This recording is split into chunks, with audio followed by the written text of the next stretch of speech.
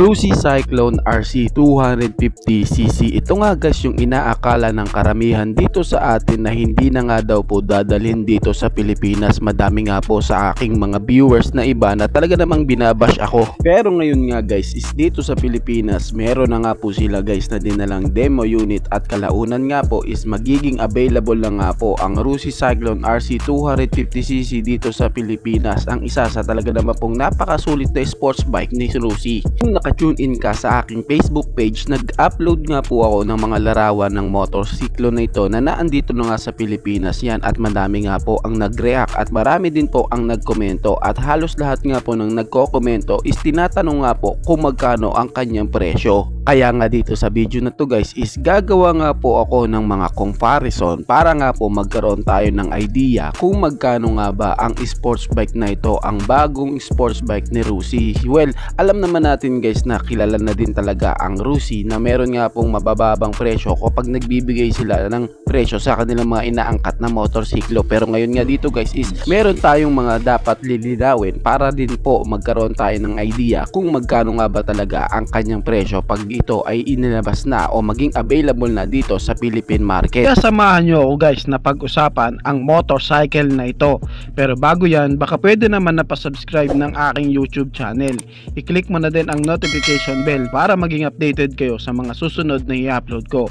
Guys, baka pwede naman na pa-like and follow ng aking Facebook page. Nasa description po ang link. Kaya make sure guys na tapusin nyo ang video na ito para malaman nyo ang information may kinalaman sa motorcycle na ito.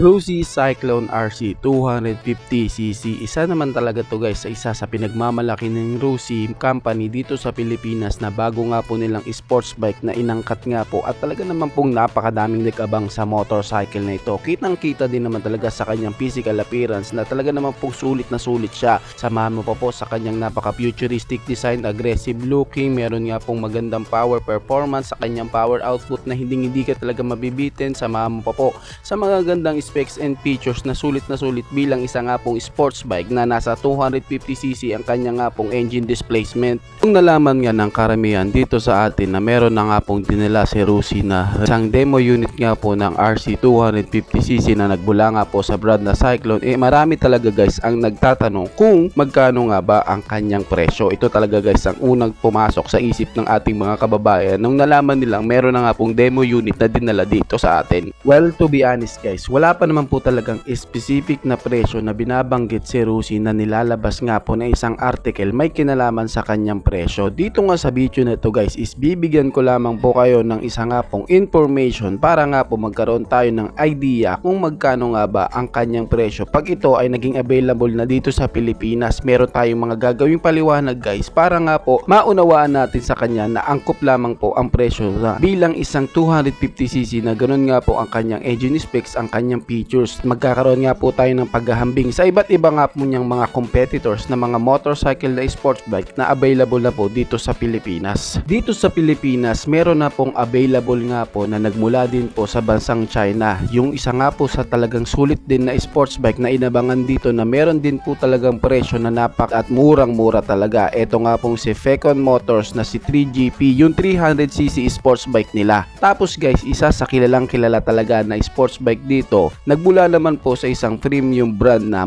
Chinese motorcycle brand na si CF Moto, yung kanila nga pong CF Moto 300 SR. Ito guys yung dalawa sports bike na available na dito sa Philippines. Talaga naman pong hindi nagkakalayo ang kanyang specs, ang kanyang engine displacement at ang kanya nga pong mga features. Pero dito sa kaso na to guys, ipaghahambing o ipagkukumpara nga po natin ang tatlong motorsiklo na ito para nga po maunawaan natin ang presyo pagdating kay RC 250cc ni Rusi. Pag-usapan muna natin guys at ipaghambing nga po ang mga specs ng mga tatlong motorsiklo na ito at ang kanilang mga power output pagdating nga po Pecon Motors 3GP. Ito nga guys is meron nga pong single cylinder 4-stroke water cooled engine. Ito nga guys is meron nga pong 300cc cubic centimeter engine displacement. Siya nga guys is naka fuel system na at siya nga po maaasahang meron din pong maangas na forma at yung kanya nga po guys na pinagmamalaking disenyo sa kanya yung kanyang single sided swing arm na meron din pong unique na pagkakadisenyo and futuristic design and more aerodynamics design. Pagdating nga po sa power output ng Pecon 3GP,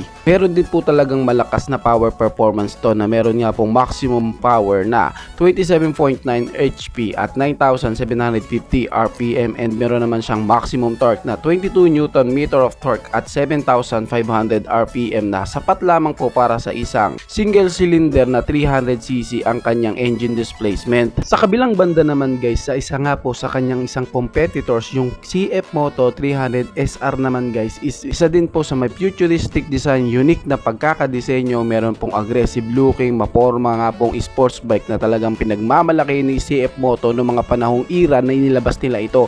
Talagang inabangan din po talaga ang sports bike na ito. Pagdating nga guys sa kanyang engine specs, meron nga po itong 292.4 cubic centimeter engine displacement. Siya po is naka single cylinder 4-stroke. Siya nga po guys is naka liquid cooled engine. Pagdating nga po sa kanyang cooling system, siya po is naka liquid cooled engine and syempre 4 valves nga po ang kanyang camshaft and meron din po talaga siyang malakas na power performance guys na meron nga pong 28.6 HP at 8,750 RPM. Meron naman siyang maximum torque na 25.3 Nm of torque at 7,250 RPM. Powerful talaga na sports bike na nasa 300cc din po ang kanyang engine displacement. Sa dalawang senaryo ng motorsiklo na to guys, same nga po sila na nasa 300cc category. Kaya sapat lamang po talaga na maglaban sila sa kanilang market value. Katulad nga po sa kanilang dalawa, ang kanilang nga pong presyo is hindi nagkakalayo. Sa CF Moto nga po, ang kanya nga pong presyo is nagkakahalaga ng 165,000 pesos. At pagdating naman po sa isa niyang competitors na si Pecon 3GP, ang kanya namang presyo guys is nagkakahalaga ng 168,000 pesos. Sapat lang para sa dalawang 300cc guys na naglalaban dito sa Philippine market. Hindi naman po masama sa kanilang dalawa na ang kanilang presyo is ganito po dahil sa parehas po sila ng category, parehas din sila ng mga engine features, ang kanilang mga specs is halos same lang din po. Nasa isa na lang pong consumer kung ano ang pipiliin sa dalawang 300cc dito.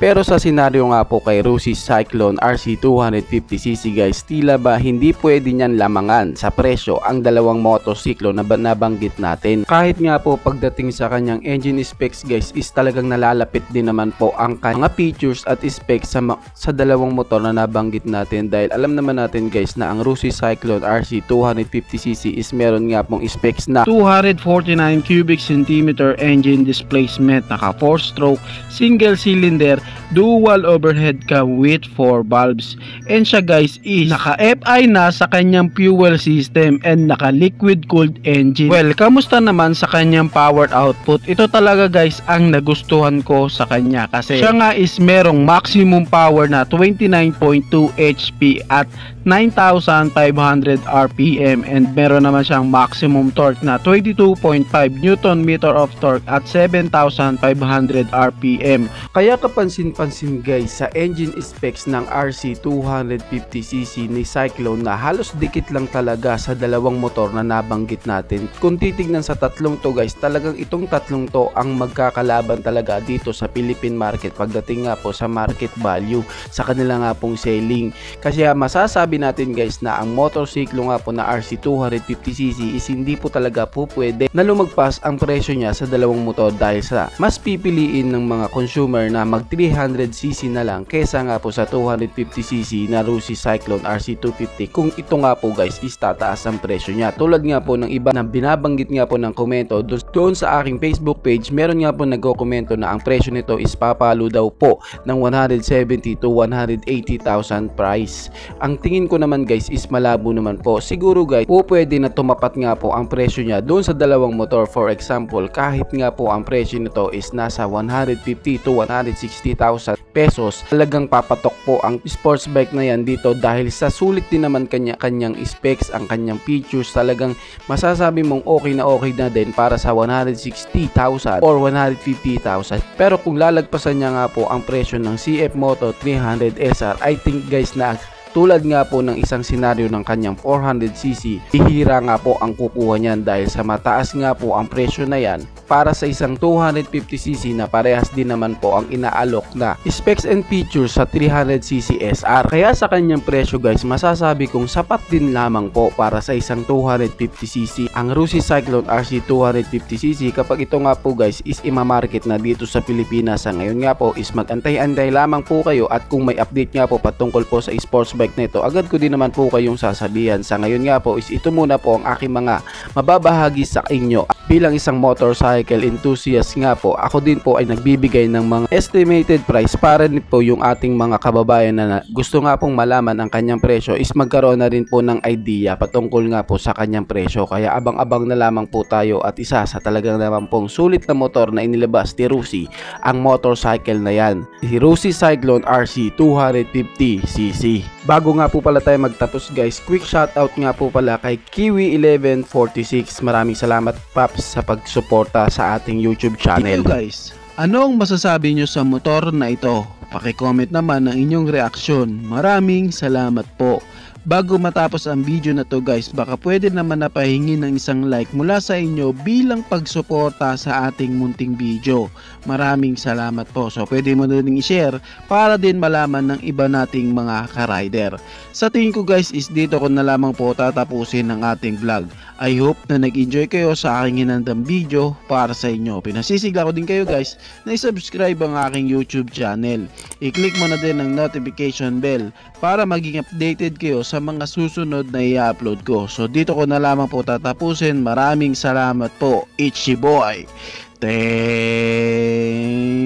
you.